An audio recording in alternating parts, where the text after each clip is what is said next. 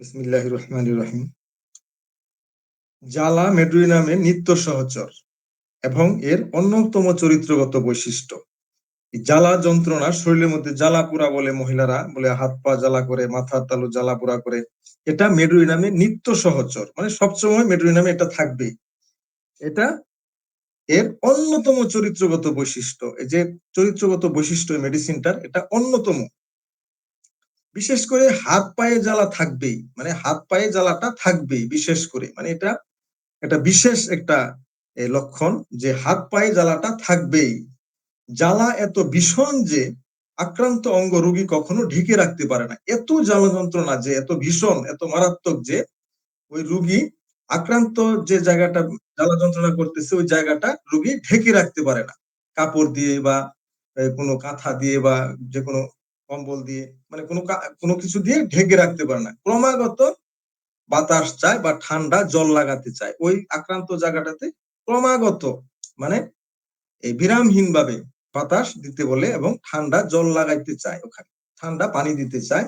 যেখানে জ্বালা পোড়াটা করতেছে, হাত পায়ে জ্বালা থাকলে হাত পায়ে বাতাস দিতে বলে এবং ঠান্ডা ওখানে হাত পায়ে ঠান্ডা পানি দিতে চায়। শুধু কি তাই, হিমাঙ্গ অবস্থাতে রোগী বাতাস কামনা করে। মানে অবস্থাটা এরকম যে যে হয়তো ওয়েদার খুব ঠান্ডা বা রোগীর শরীরটাও খুব ঠান্ডা, এরপরও রোগী বাতাস চাচ্ছে। কিরকম বাতাস? ক্রমাগত, মানে বিরামহীন, মানে থামতে দিচ্ছে না। যে এটা বাতাসটা হাত পাখা যদি বা যে কোনো ফ্যান হলে এটা অফ করতে দিচ্ছে না, এটা ক্রমাগত বাতাস চাচ্ছে।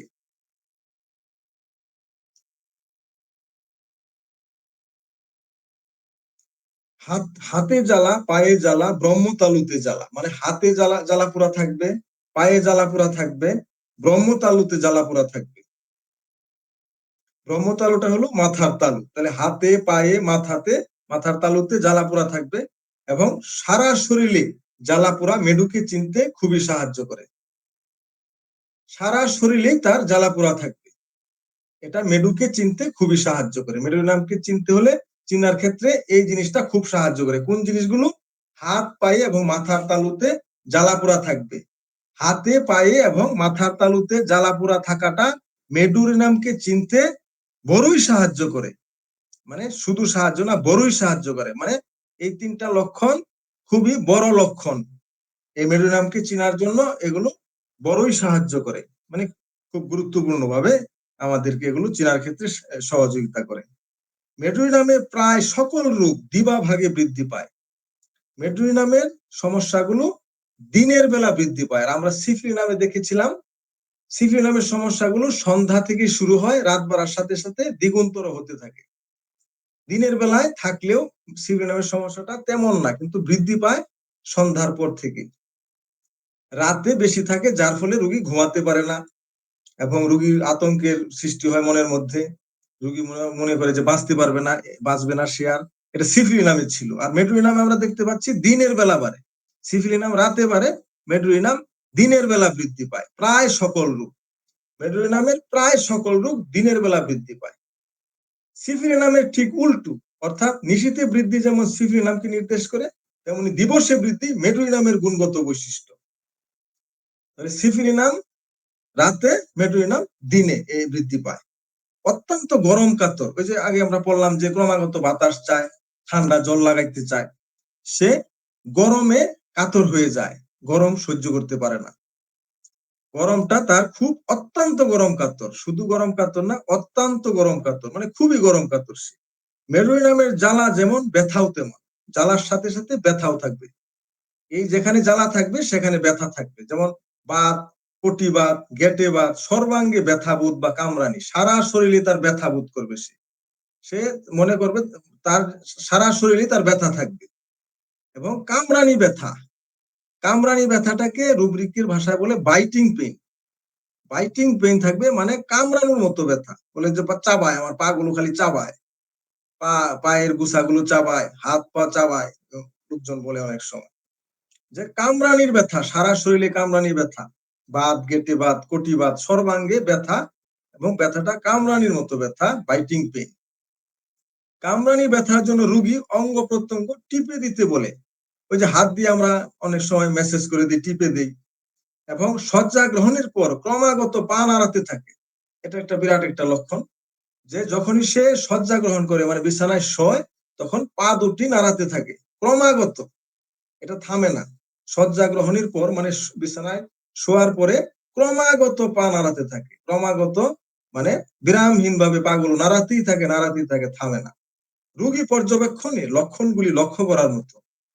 এই যে রোগী আমরা যখন আসবে আমাদের কাছে এই লক্ষণগুলো লক্ষ্য করার মতো, মানে এগুলো চোখে পড়বে। স্যার বলতেছে যে এগুলা চোখে পড়বে, লক্ষ্য করার মতো মানে লক্ষণীয়, মানে চোখে এগুলা পড়বে। মেরুনি নামে জ্বালা যেমন, ব্যথা যেমন, স্পর্শকাতরতাও তেমন। তাহলে এই তিনটা পাশাপাশি থাকবে। জ্বালা যেখানে থাকবে সেখানে ব্যথা থাকবে, স্পর্শকাতর মানে সেখানে ছোঁয়া যাবে না, ছুঁইতে দিবে না, ছুঁইলে তার অস্বস্তি হয়। ক্ষুদ্র অথচ অসাধারণ লক্ষণ হোমিওপ্যাথির যে কত বড় বৈশিষ্ট্য এবং ক্ষেত্র বিশেষে সেসব লক্ষণ যে কি অসাধ্য সাধন করতে পারে তা যারা জানেন তারাই হোমিওপ্যাথির প্রণম্য।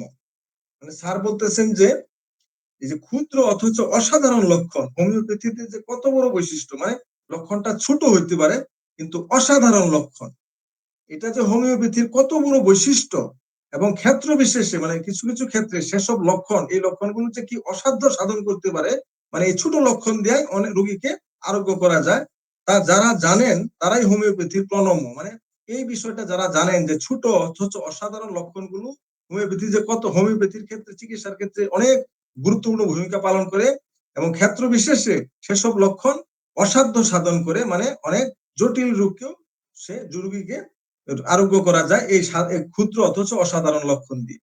এটা যারা জানেন তাদেরকে স্যার শ্রদ্ধার পাত্র বলেছেন যে এসব এই জিনিসটা যারা জানেন যে ক্ষুদ্র অথচ অসাধারণ লক্ষণ, এটা যে একটা গুরুত্বপূর্ণ, এটা যারা জানেন তারা হোমিওপ্যাথি চিকিৎসার ক্ষেত্রে শ্রদ্ধার পাত্র, তাদেরকে আমাদের শ্রদ্ধা করা উচিত। যেমন মেডুইনামের ব্যথা বা স্পর্শকাতরতা, পদতলে ব্যথা ও স্পর্শকাতরতা। যেমন মেডুইনামের ব্যথা বা স্পর্শকাতরতা, মেডুইনামের ব্যথা থাকবে যে এবং স্পর্শকাতর মানে ছোঁয়া যায় না জায়গাটার মধ্যে, এবং পায়ের তলে ব্যথা এবং স্পর্শকাতরতা। ব্যথা স্পর্শকাতরতা, পায়ের তলে ব্যথা স্পর্শকাতরতা, মানে স্পর্শকাতরতা মানে স্পর্শ করলে কাতর হয়ে যায়, মানে স্পর্শ করা যায় না।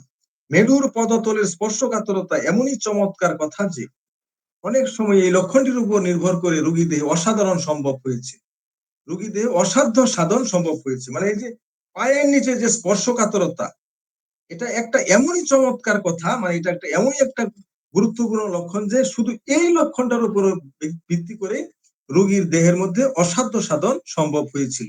মানে রোগীকে আরোগ্য করা সম্ভব হয়েছিল শুধু এই একটা লক্ষণ দিয়ে। কি লক্ষণ? রোগীর পদতলে স্পর্শকাতরতা ছিল, রোগীর পায়ের নিচে স্পর্শ করা যেত না, রোগী ওটাতে স্পর্শ করলে অস্বস্তি বোধ করে, সে স্পর্শ করতে দেয় না। এই যে একটা লক্ষণ, এটা চমৎকার একটা লক্ষণ, এমনই চমৎকার যে স্যার বলতেছেন যে এটা দ্বারাই রোগী আরোগ্য করা সম্ভব হয়েছে। লিভার, কিডনি, জরায়ু, মেরুদণ্ড সবই স্পর্শকাতর হয়ে ওঠে। তার মানে মেরুদণ্ডের রোগীর সবকিছুই স্পর্শকাতর হয়ে ওঠে।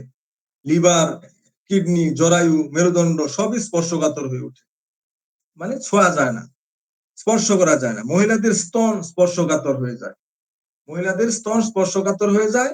চক্ষু রোগে চক্ষু স্পর্শকাতর হয়, চক্ষুতে ছোঁয়া যায় না। আলুকাতঙ্ক, আমরা ফটোফোবিয়া লক্ষণটা আমরা কিছুদিন আই অধ্যায়ে দেখেছিলাম। ফটোফোবিয়া, আলুকাতঙ্ক মানে আলোর দিকে তাকাইতে পারে না।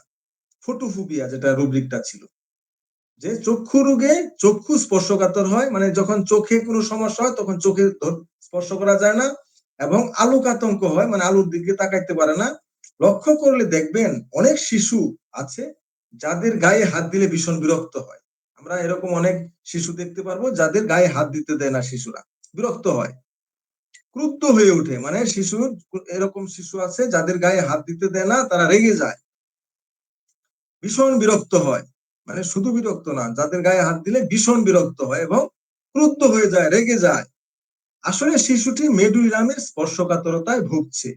এই শিশুটা মেডুইনামের যে স্পর্শকাতরতা, এই সমস্যায় ভুগছে। মেডুইনামের স্পর্শকাতরতা খুবই গুরুত্বপূর্ণ।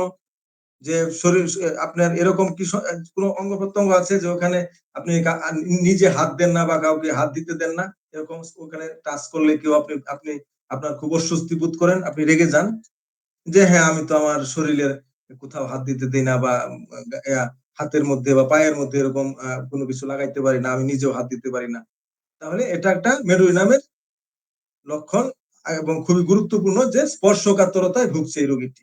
দৈহিক ও মানসিক স্পর্শকাতর রোগীদের সুশৃঙ্খলায় ফিরিয়ে আনতে এই নুসরত বন্ধুটির সাহায্য ছাড়া গতি নেই। তাহলে এই স্পর্শকাতরতা দৈহিক এবং মানসিক দুটোই আছে।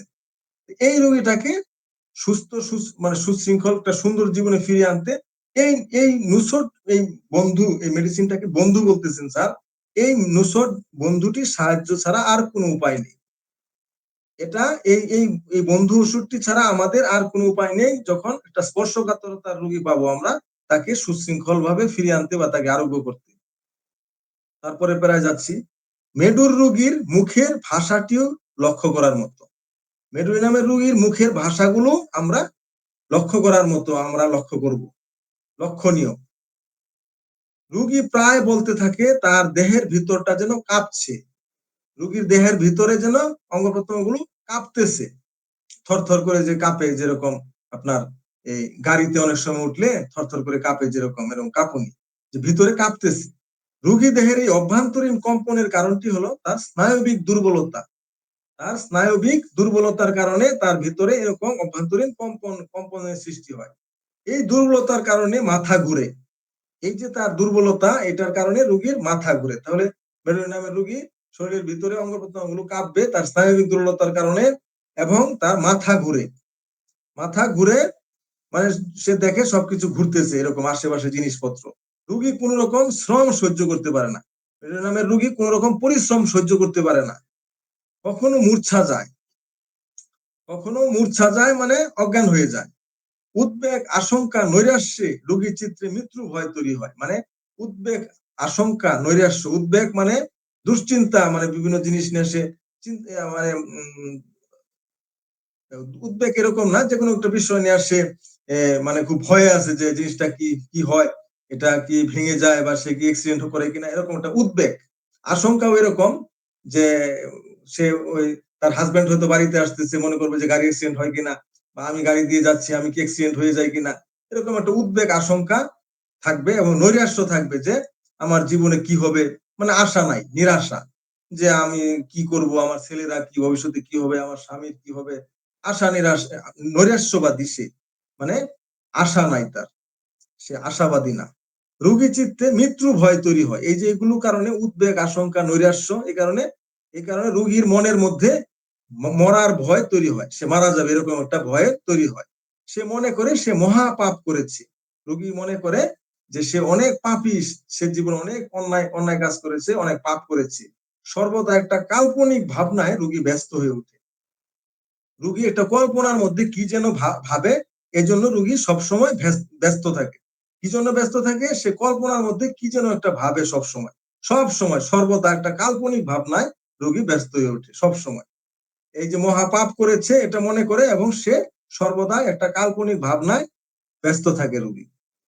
কখনো কোনো রোগীর মধ্যে যদি আমরা লক্ষ্য করি যে রোগী ক্রমাগত তার দেহ নিয়ে রোগ জ্বালা নিয়ে অভিযোগ জানাতে থাকে, এমনকি চিকিৎসককে পর্যন্ত বিরক্ত করে মারে, তখন আমরা রোগীটি মেডুর অধিকারভুক্ত কিনা চিন্তা করে দেখতে পারি। মানে আমরা কি দেখবো, রোগীটা আমরা যদি লক্ষ্য করি রোগীটা ক্রমাগত তার শরীর নিয়ে অভিযোগ করতেছে, আমার হাত পাও জ্বালা করে, আমার মাথা জ্বালা করে, আমার শরীরের ভিতরে কি রকম কাঁপুনি আছে, অঙ্গ প্রত্যঙ্গ, আমার মাথা করে, মাথা ঘুরায়, শরীর দুর্বল, কাজ করতে পারি না, এরকম মানে রোগী চিকিৎসককে অভিযোগ বলতে বলতে বিরক্ত করে ফেলে চিকিৎসককে। তখন আমরা রোগীটি মেডুই নামের অধিকারভুক্ত কিনা দেখবো। কিভাবে দেখবো? দেখবো যে তার সমস্যাগুলো দিনে বাড়ে কিনা, এবং কোন গনোরিয়ার স্রাব চাপা পড়েছে কিনা, এবং আরো যে তার হাত পায়ে জ্বালা পোড়া, মাথার তালা জ্বালা পোড়া করা, এবং সে ক্রমাগত বাতাস চায়, গরম কাতর কিনা, অত্যন্ত গরম কাতর, গরম সহ্য করতে পারে না, এগুলো আমরা বিচার করে দেখবো সে মেরুদণ্ড নামের মধ্যে আছে কিনা। তার স্মৃতিশক্তিও ভীষণ দুর্বল, ভীষণ দুর্বল। স্মৃতিশক্তিটা দুর্বল না, শুধু ভীষণ দুর্বল থাকবে। নিজের নাম ঠিকানা পর্যন্ত, নিজের পরিচয় পর্যন্ত সে বিস্তৃত হয়ে যাবে, মানে ভুলে যাবে, স্মৃতিতে থাকবে না। বিস্তৃত মানে স্মৃতিতে থাকবে না, নিজের পরিচয়, নাম ঠিকানাও সে ভুলে যাবে, এত ভীষণ সে তার স্মৃতিশক্তি দুর্বল। পথ ঠিক করতে পারে না, মানে সে কোন রাস্তায় এসেছিল এটা ভুলে যায়, রাস্তাঘাট ভুলে যায়। প্রত্যেক কথা ও কাজে তার ভুল হতে থাকে, মানে একটা বলতে গিয়ে আরেকটা বলে ফেলে, যেখানে যে কথাটা বলা দরকার সেটা গুছিয়ে বলতে পারে না। কথা ও কাজে তার ভুল হয়, কাজ করতে গেলেও ভুল হয়, একটা করতে গিয়ে আরেকটা করে, কোনটা আগে করা দরকার কোনটা পরে করা দরকার, এবং কোন কথাটা কোথায় বলা দরকার, কোনটা আগে হবে কথা কোনটা পরে হবে কথা, কথা এবং কাজের মধ্যে তার উল্টাপাল্টা হয়, ভুল হয়। মেডুই নামের একটি মজার লক্ষণ হলো রোগের বিবরণী দিতে দিতে রোগীর চক্ষুদ্বয় অশ্রুসিক্ত হয়ে ওঠে। তাহলে এটা একটা মেডুই নামের মজার লক্ষণ। কি লক্ষণ? রোগীটা তার এই সমস্যাগুলো বলতে বলতে তার চোখের মধ্যে পানি চলে আসবে, মানে কান্না করে দিবে, সে অশ্রুসিক্ত হয়ে যাবে, চোখের মধ্যে পানি চলে আসবে, চোখ টলমল করবে বা চোখ দিয়ে পানি গড়িয়ে পড়বে, সে তার এই সমস্যাগুলো যখন বলবে তখন। এটা একটা মজার লক্ষণ মেডুই নামের। বিবরণী দিতে দিতে রোগী তার রোগের সমস্যার কথা বলতে বলতে রোগীর কান্না করে দিবে, চক্ষুদ্বয় অশ্রুসিক্ত হয়ে উঠবে, তার চোখ দুটি অশ্রুতে পানিতে কান্নাতে ভিজে যাবে। পাঠ্যপুস্তকে মেডুই নামের এই বৈশিষ্ট্যকে ক্রন্দনশীলতা এই ভাষায় প্রকাশ করা হয়েছে। বইগুলোতে, লেখকদের বইগুলোতে এই লক্ষণটাকে ক্রন্দনশীলতা বলা হয়েছে, যে মেডুই নামের রোগীর ক্রন্দনশীলতা থাকবে। তাহলে পরের পাড়াতে যাই। সিফি নামের মতো এখানেও মাদক দ্রব্য সেবনের ইচ্ছা প্রবল। সিফি নামে যখন আমরা পড়েছিলাম, একটা লোক, ভদ্রলোক চাকরি করে, সরকারি চাকরি করে, তার ওয়াইফ স্যারের কাছে আসছিল, মির্জা স্যারের কাছে, যে তার হাজবেন্ড এরকম মদ খায়, রাত্রে এসে মারধর করে, বকাবাদ্য করে। এখানেও দেখলাম যে সিফি নামের মতো মেডুই নামের মধ্যে মাদক দ্রব্য সেবনের ইচ্ছাটা প্রবল, প্রবল, শুধু সাধারণ ইচ্ছা না, প্রবল ইচ্ছা মাদক দ্রব্য সেবনের সিফি নামের মতো এই মেডুই নামের মধ্যে। সে মিষ্টি, টক, ঝাল, লবণ, কাঁচা ফল মূল খেতে চায়। সে মিষ্টি পছন্দ করে, আবার টক পছন্দ করে, ঝাল পছন্দ করে, লবণ, কাঁচা ফল মূল এগুলো খেতে চায়। মূত্র স্বল্পতা ও সুদ তার থাকে। মূত্র স্বল্পতা ও সুদ মানে প্রস্রাব অল্প অল্প প্রস্রাব হয়, ঘন ঘন প্রস্রাব হয়, এরকম হতে পারে, মানে মূত্র স্বল্পতা, অল্প অল্প প্রস্রাব হয়। এবং সুদ থাকে, মানে এই যে হাত পা ফুলে যায় বা শরীরে পানি আসে যেটা বলে। চক্ষুর নিম্ন পাতায় সুদ হয়, চোখের নিচের পাতা অনেক সময় ফুলে যায়, চোখের নিচের পাতার মধ্যে সুদ হয়, মানে ফুলে যায়। মাথা ঘোরা, মাথা ঘোরা প্রায় প্রত্যেক রোগের সঙ্গেই থাকে। এটা একটা বিরাট একটা লক্ষণ আমরা মনে রাখবো, যে কি এটা একটা কি কি আমরা যে ইয়াগুলো দেখলাম, যে পায়ের তলায় স্পর্শকাতরতা দেখলাম, হাত পায়ে জ্বালা পোড়া, মাথা তলাতে জ্বালা পোড়া, এবং সে রোগী বিবরণী দিতে দিতে তার চোখ দিয়ে পানি চলে আসে, ডাক্তারের কাছে যখন তার সমস্যাগুলো বলে তখন সে কেঁদে ফেলে।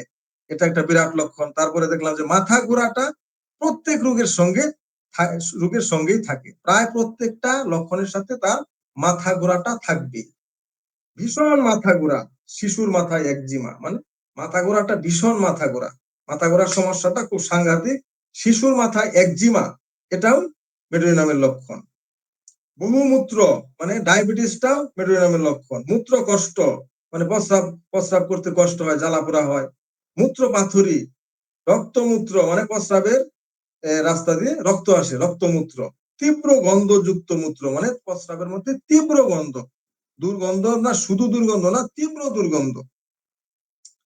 মূত্র ত্যাগকালে জ্বালা মানে প্রস্রাব করার সময় জ্বালা পোড়া করে। কিডনিতে গড় গড় শব্দ হয়, কিডনির মধ্যে গড় গড় শব্দ করে। মহিলাদের ঋতুস্রাব অত্যন্ত যন্ত্রণাদায়ক। মেডুই নামের রোগীর ঋতুস্রাবটা অত্যন্ত যন্ত্রণাদায়ক। তাহলে ঋতুর দাগ কাপড়ে লেগে যায়।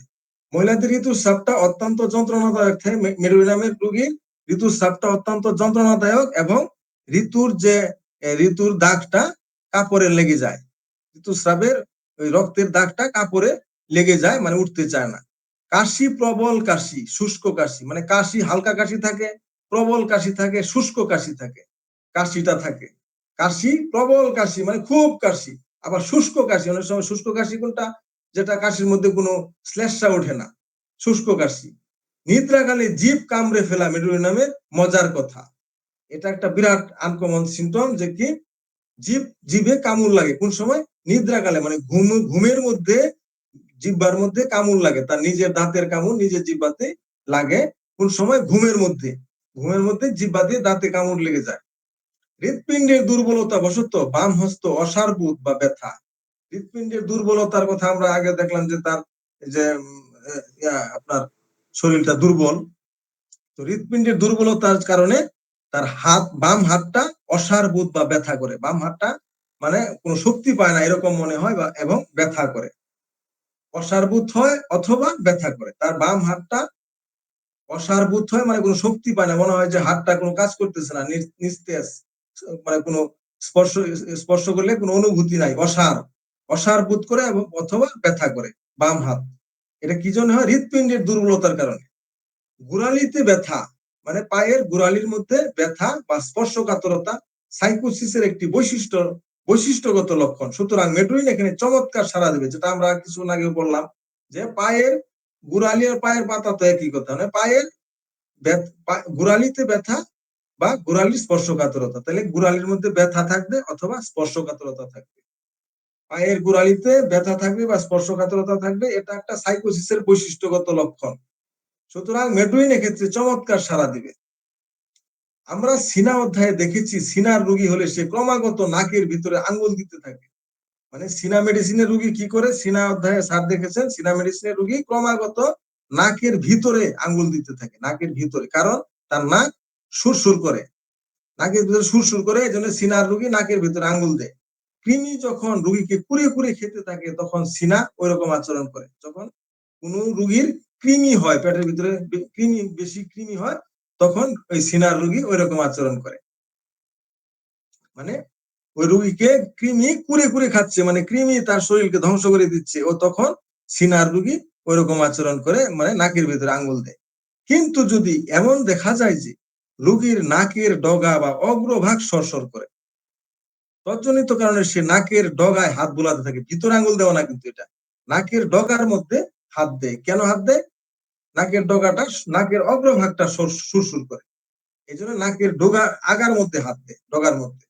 তজ্জনিত কারণে সে নাকের ডগায় হাত বুলায়, ক্রমাগত নাকের ডগা ঘষতে থাকে, মানে নাকের আগাটা সে ক্রমাগত ঘষতে থাকে, ক্রমাগত মানে কিছুক্ষণ পর পরই ঘষতে থাকে। তাহলে আপনি একবার মেডুকে স্মরণ করবেন। আমরা যদি দেখি যে কোন রোগী তার নাকের ডগার মধ্যে কিছুক্ষণ পর পর আঙ্গুল দিয়ে, হাতের আঙ্গুল দিয়ে স্পর্শ করতেছে, তাহলে এটা একটা মেডুই নামের একটা খুব গুরুত্বপূর্ণ লক্ষণ।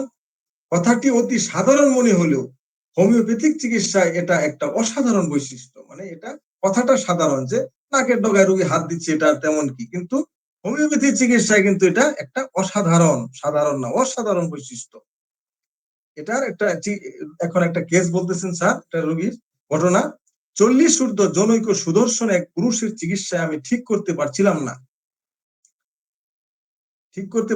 রোগীটা সাইকোটিক না সিফিলিটিক। তাহলে স্যার এটা ঠিক করতে পারতেছিলেন না যে রোগীটা মেডুই নামে না সিফিলি নামের, চিন্তায় পড়ে যান স্যার যে সাইকোটিক না সিফিলিটিক, রোগীটা সাইকোটিক না সিফিলিটিক এটা ধরতে না পারায় চিন্তায় পড়ে যান, কি করা যায় ভাবছি, এমন সময় দেখি রোগী তার নাকের ডগায় অগ্রভাগ ঘষতেছে। স্যার কি দেখলেন? যখন মির্জা হাসান স্যারের মতো লোক এই দুইটা ভাগ করতে গিয়া হিমশিম খাচ্ছে, দেখেন স্যার বুঝতে পারতেছে না রোগীটা কি সিফিলি নামের না মেডুই নামের। তাহলে তখন হঠাৎ দেখতেছে রোগী কি করে, তার নাকের অগ্রভাগ ঘষতেছে, একবার দুবার তিনবার নয়, সে বারবার সে এই কাজটাই করতেছে, একই কাজ কি করে, নাকের অগ্রভাগ সে হাত দিয়ে ঘষে। জিজ্ঞাসা করলাম আপনি ওরকম করছেন কেন? রোগী উত্তর দিলেন ওটা আমার অভ্যাস। আসলে রোগী যাকে অভ্যাস বলছেন সেটা যে মেডুই নামকে নির্দেশ করছে, চিকিৎসক হিসেবে সে কথা যেন আমরা ভুলে না যাই। এই জিনিসটা রোগী যাই বলুক, এটা কিন্তু আমরা যারা চিকিৎসক আমরা ধরে, আমাদের এটা ভুলে গেলে হবে না, এটা আমরা যেন ভুলে না যাই। স্যার বলতেছেন এই কথাটা যেন আমরা ভুলে না যাই। কোন কথাটা? কোন রোগী যদি নাকের অগ্রভাগ কিছুক্ষণ পর পর হাত দিয়ে স্পর্শ করে ঘষে, তাহলে এটা মেডুই নামের একটা অসাধারণ বৈশিষ্ট্য। হাত পায়ের আঙ্গুলির গাঁটগুলি ফুলা ফুলা থাকবে, হাতে পায়ের আঙ্গুলির যে গিরো বলে যে টাস টাস করে ফুটায়, এগুলা ফুলা ফুলা থাকবে।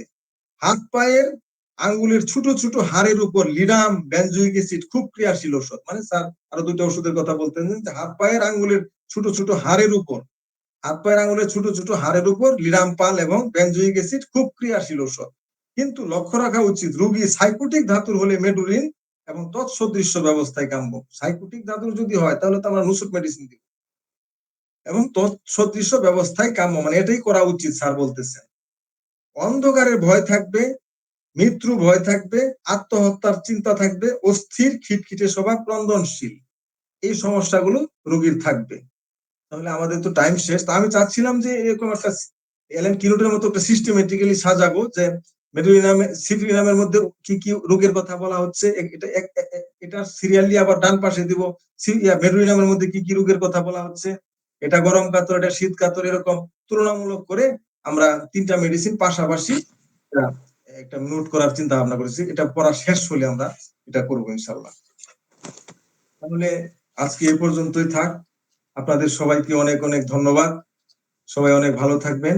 শুভরাত্রি। আসসালামু আলাইকুম। ওয়ালাইকুম আসসালাম।